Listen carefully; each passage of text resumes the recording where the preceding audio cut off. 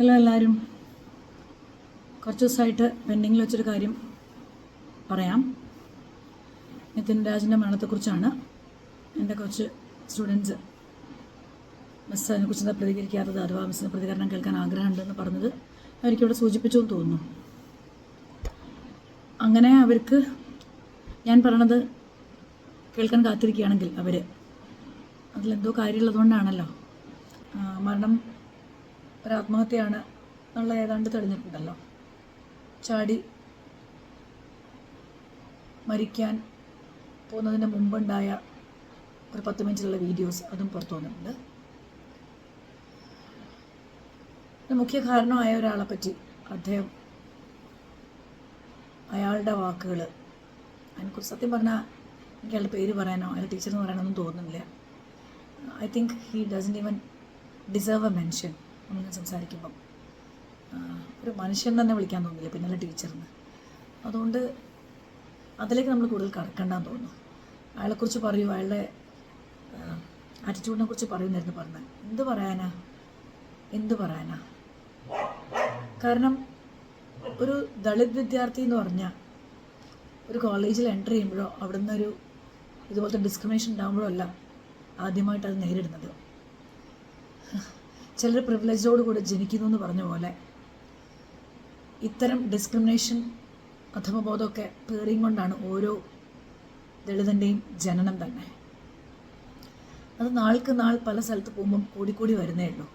പല സ്ഥലത്തും അവർക്കുണ്ടാകുന്ന ആ ഡിസ്ക്രിമിനേഷൻ, തരംതിരിവ്, വ്യത്യാസം കാണിക്കൽ, അധിക്ഷേപങ്ങൾ, അപമാനങ്ങൾ.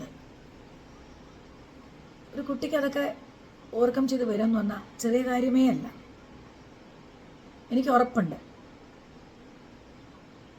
എല്ലാ ദളിത് വിദ്യാർത്ഥികളും, പ്രത്യേകിച്ച് ഹയർ ഇൻസ്റ്റിറ്റ്യൂഷനിൽ നിന്നവർ ഉറപ്പായും ഇങ്ങനത്തെ ചില സന്ദർഭങ്ങളിലൂടെ കടന്നു പോയിട്ടുണ്ടാവും.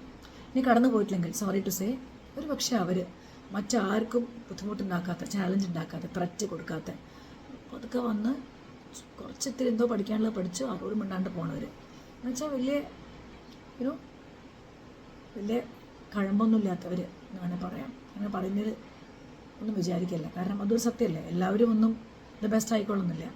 കുറച്ച് ബെസ്റ്റ് ആവണോ, കുറച്ച് കാര്യമുണ്ട്, കുറച്ച് കമ്മുണ്ട് എന്ന് തോന്നുന്നവരുടെ നേരെയാണ് കൂടുതൽ ഇത്തരം പ്രയാസങ്ങൾ വരുന്നത്, ഹ്യൂമിലേഷൻസ് വരുന്നത്. അത് എനിക്ക് അന്യമൊന്നുമല്ല. എന്നുവെച്ചാൽ ഞാനത് എൻ്റെ മക്കളിൽ കണ്ടിട്ടുണ്ട്. നേഹ പൂനെയിലെ കോളേജിൽ, മെലുവിന് കണ്ടിട്ടില്ല, കാരണം മെലു ദളിതല്ല, സർട്ടിഫിക്കറ്റ് ഇല്ല. പക്ഷെ നേഹൻ്റെ സർട്ടിഫിക്കറ്റ് ദളിതനായിരുന്നു. അതുകൊണ്ട് തന്നെ അത് നേഹയ്ക്ക് ഓവർകം ചെയ്യാൻ പറ്റിയ ഒരു പക്ഷേ ഞാനതുപോലെ കൂടെ നിന്നുകൊണ്ടാണ്. ഞാൻ അറിഞ്ഞ കുറേ പേർക്ക്, ഞാൻ ആരുടെയും പേരെടുത്ത് പറയാൻ ആരും മെൻഷൻ ചെയ്യുന്നില്ല, കാരണം അവർക്ക് അത് ഓക്കെയാണെന്ന് അറിയില്ലല്ലോ. അപ്പം ഞാൻ പറഞ്ഞില്ലേ, ഈ അധമബോധത്തോടെ ജനിച്ച് അതിനെ ഓവർകം ചെയ്യാൻ വേണ്ടിയിട്ട് പാടുപെടുകയാണ് ഓരോ ആൾക്കാരും. പിന്നെ എന്നോട് അനുഭവിച്ചിട്ടുണ്ടായിരുന്നോ ചോദിച്ചാൽ സത്യം പറയാലോ, എനിക്ക് എവിടുന്ന് അനുഭവിക്കേണ്ടി വന്നിട്ടില്ല. കാരണം എന്നോട് അങ്ങനെ ഒന്ന് കാണിക്കാൻ അത് കൂടെ നിൽക്കുന്ന ഒരു സഹപാഠിയോ ഒരു ടീച്ചറോ അവർക്ക് അതിനുള്ള ധൈര്യം ഉണ്ടായിരുന്നില്ല എന്നുള്ളതാണ്. ഞാൻ അങ്ങനെ തന്നെ പറയട്ടെ. കാരണം ഐ വാസ് ദാറ്റ് ബോൾഡ്, പ്രത്യേകിച്ച് ഇത്തരം കാര്യങ്ങളിൽ. കാരണം അത്ര കോൺഫിഡൻസ് എനിക്കുണ്ടായിരുന്നു. അതുകൊണ്ടാണ് ഈ കോൺഫിഡൻസ് ഇത് പറയുമ്പോഴും ഞാൻ എൻ്റെ ഡാഡീനെ ഓർക്കുകയാണ്. എന്നെ ഇങ്ങനെ ഒരാൾക്ക് പോലും എൻ്റെ നേരെ നോക്കി എന്നോട് അത്തരം ഒരു വർത്തമാനം പറയാൻ തോന്നാണ്ടിരുന്നത് എന്നെ അത്രയും കോൺഫിഡൻസ് ഡാഡി വളർത്തിയതുകൊണ്ടാണ്. അഥവാ ഡോക്ടർ BR അംബേദ്കറിനെ ഡാഡി എനിക്ക് പരിചയപ്പെടുത്തിയതുകൊണ്ടാണ്.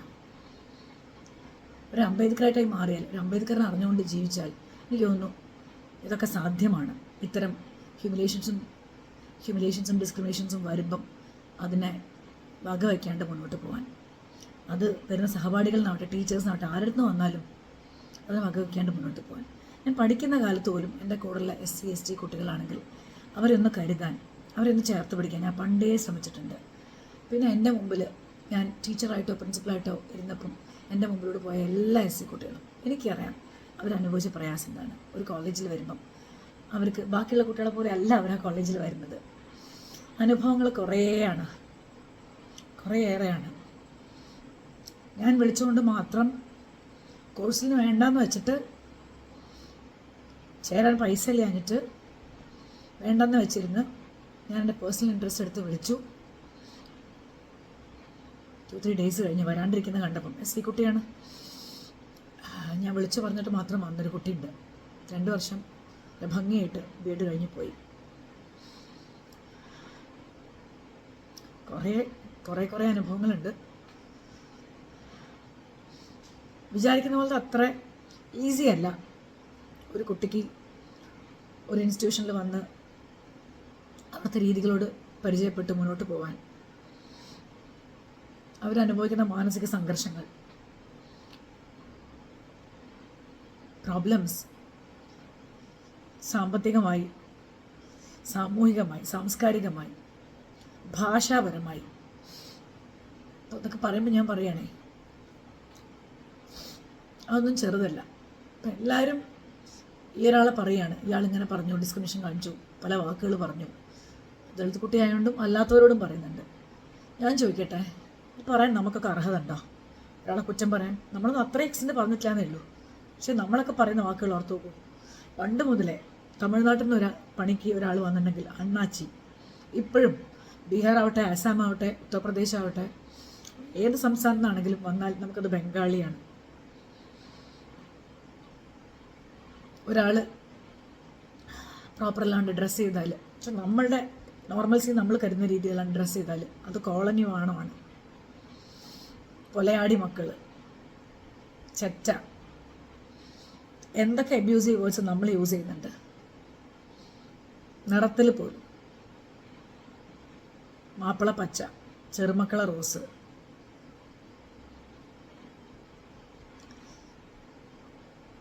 ഇതിലേതെങ്കിലും ഒന്ന് നമ്മൾ പറയുന്നുണ്ടെങ്കിൽ, ചെയ്യുന്നുണ്ടെങ്കിൽ, പിന്നെ നമുക്ക് എന്ത് റൈറ്റാ അയാളെ പറ്റി പറയാനുള്ളത്? അയാളുടെ എക്സെൻ്റ് കുറച്ച് കൂടുതലാണ്, അയാൾ ഉപയോഗിക്കുന്ന വാക്കുകളുടെ എണ്ണം കൂടുതലാണ്. പക്ഷെ തെറ്റാവാണ്ടിരിക്കുന്നില്ലല്ലോ. നമ്മളീ പറയുന്നതല്ല നമ്മുടെ മക്കൾ കേൾക്കുന്നത്. നമ്മൾ പറയാൻ കാരണം നമ്മുടെ അച്ഛനും അമ്മയോ പറഞ്ഞതുകൊണ്ടല്ലേ? അച്ഛനും അമ്മയോ മൂത്തവരോ നമ്മൾ കേട്ട ആരൊക്കെയോ. മനുഷ്യനെ മനുഷ്യനായി കാണാൻ പഠിക്കുന്ന കാലത്തെ സഹജീവിനോട് സ്നേഹം കാണിക്കുക. അത് എന്ത് മതമോ ദേശമോ ഭാഷയോ ക്ലാസ് എന്തോ ആവട്ടെ, അതിനതീതമായി നമുക്ക് ഒരാളെ സ്നേഹിക്കാനോ ഉണ്ടാനോ ഒക്കെ പറ്റുന്നുണ്ടോ? ഇത്തരം യാതൊരു തരത്തിലുള്ള വിവേചനം ഒരാളോട് പോലും കാണിക്കാതെ നിൽക്കാൻ നമുക്ക് പറ്റുന്നുണ്ടോ? എങ്കിലല്ലേ നമുക്കും മറ്റൊരാളെ കുറ്റം പറയാൻ പറ്റുള്ളൂ. നിങ്ങളിൽ പാപം ചെയ്യാത്തവർ കല്ലെറിയുക എന്നല്ലേ യേശുദേവൻ പറഞ്ഞത്? നമുക്ക് അതിനെക്കുറിച്ച് ചിന്തിക്കാം. സ്വയം നിങ്ങളെല്ലാവരും ചിന്തിക്കൂ. നമ്മുടെ വരുന്ന ജനറേഷന്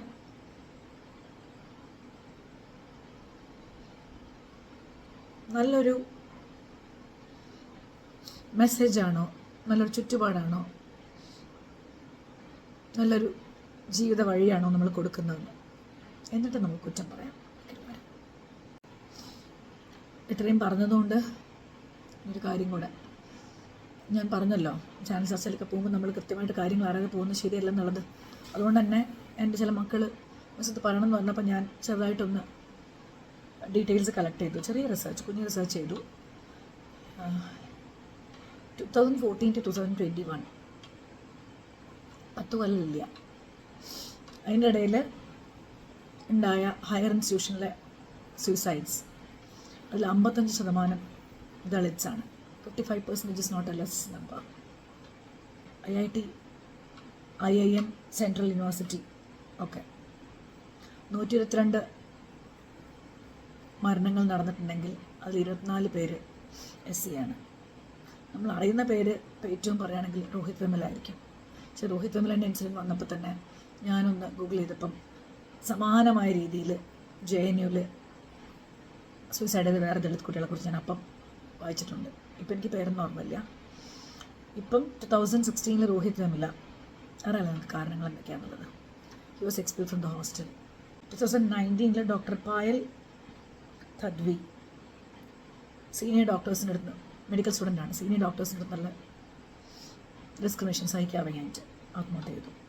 2023 ദർശൻ സോളങ്കി, IIT മുംബൈ. ക്ലാസ്സിലെ പിള്ളേർ കാറ്റഗറി എന്താണെന്ന് പറഞ്ഞപ്പം മിണ്ടാൻ തയ്യാറായില്ല, ഒറ്റപ്പെടുത്തലൊക്കെ എത്ര ഭീകരമാണ് നിങ്ങളൊന്ന് ഓർത്ത് നോക്കൂ. ഏത് പ്രിവിലേജ് ക്ലാസ് നിന്ന് വരികയാണെങ്കിൽ പോലും ഒറ്റപ്പെടുത്തൽ അത്ര ഭീകരമാണ്. അപ്പം ജനനം മുതൽ ഡിസ്ക്രിമിനേഷൻ മാത്രം അനുഭവിച്ച ഒരാൾക്ക് ഈ ഹയർ ഇൻസ്റ്റിറ്റ്യൂഷൻസിലൊക്കെ എത്തുന്നവർ വെറുതെ എത്തുകയല്ലോ.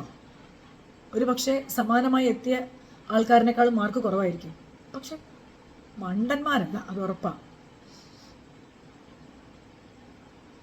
ഇത്രയും പഠിച്ച പിള്ളേർക്ക് ഇങ്ങനെ ഫേസ് ചെയ്യേണ്ടി വരിക, ആ ഫേസ് ചെയ്യേണ്ടി വരുമ്പം മുന്നോട്ട് പോകാൻ പറ്റാതാവുക. അപ്പം പിന്നെ സാധാരണക്കാരെ കുട്ടികളുടെ കാര്യം ഓർത്ത് നോക്കും. ആൻഡ് 2026 നിതിൻ രാജ് ടീച്ചേഴ്സ് സാക്ഷ്യം പറഞ്ഞു ഞാൻ കേട്ടു ടി വിയിൽ. നല്ലൊരു മോനായിരുന്നു, കോവിഡ് ബാച്ചായിരുന്നു. കോവിഡ് ബാച്ചിൽ അങ്ങനെ പിള്ളേർ നമുക്ക് പരിചയം ഉണ്ടാവില്ല, പക്ഷേ ഈ മോനെ അറിയാം. കാരണം ക്ലാസ് കഴിഞ്ഞാൽ വീണ്ടും വിളിക്കും, സംശയങ്ങൾ ചോദിക്കും. വേറെ ടീച്ചർ പറയാം മെഡിസിന് ചേരാനാണ് ആഗ്രഹം, അതുകൊണ്ട് ട്രൈ ചെയ്തുകൊണ്ടിരിക്കുകയാണ്, കൊച്ചിങ്ങനെ പോകാമെന്നൊക്കെ പറഞ്ഞിരുന്നു. പിന്നെ അത് കഴിഞ്ഞ് ഏറ്റവും അവസാനം കണ്ടപ്പം ഡെൻ്റൽ കോളേജിൽ ജോയിൻ ചെയ്തെന്ന് പറഞ്ഞു. പിന്നെ ഇപ്പോൾ ഈ വാർത്തയാണ് വരുന്നത് പറഞ്ഞു ടീച്ചർ പൊട്ടിക്കറിയുക. മണ്ടൻകുട്ടിയല്ലോ. അപ്പോൾ ആളുടെ ജീവിതത്തിൽ ഇത്തരം കെട്ടുപാടുകളെയൊക്കെ ഭേദിച്ചുകൊണ്ട് മുന്നോട്ട് വരാൻ ശ്രമിക്കുമ്പം ഒരു സമൂഹം മുഴുവൻ അധ്യാപകർ ഒറ്റപ്പെടുത്തുമ്പം എങ്ങനെ മുന്നോട്ട് പോകാനാവും?